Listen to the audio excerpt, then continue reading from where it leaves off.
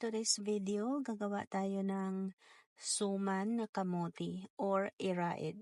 At ang gamit ko ay ang purple na kamote kasi yan kasi siya masarap siya, matamis at saka malambot.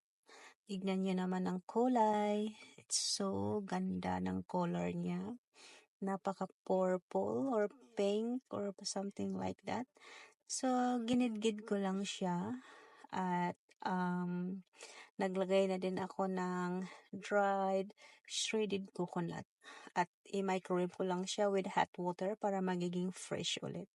At saka more sweetness, lagyan natin ng sugar kasi gusto ko sa suman ko na matamis kasi masarap siya sa kape tuwing umaga.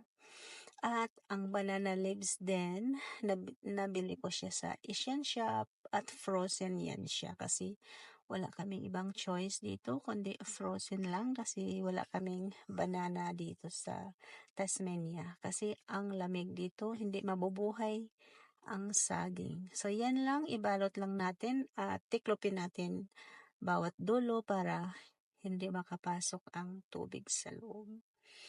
Parang ganyan, o di ba? Ang ganda, parang nasa Pilipinas lang.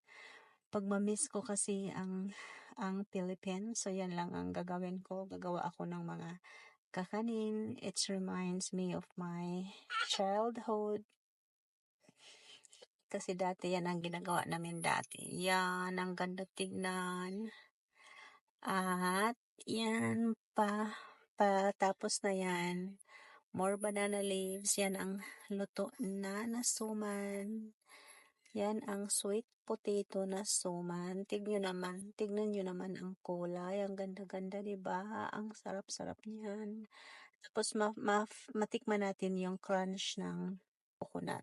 Yung shredded na coconut. At yan ang cassava. Kasi nagluto din ako ng cassava na suman. At yan ang ulam namin.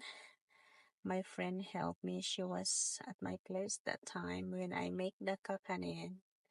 At yan, dinamihan ko na para meron akong ilagay sa freezer. Pino-frozen ko siya kasi pag mamiss kong kumain ng ganyan, so at least may makukuha ako na nasa freezer. So, kumakain din yung aking anak. Nagustuhan niya yung cassava. At marami kaming ginagawa dyan na pagkain. Meron din kaming turon, may banana cue. So, sari-sari na. Thank you for watching. Bye!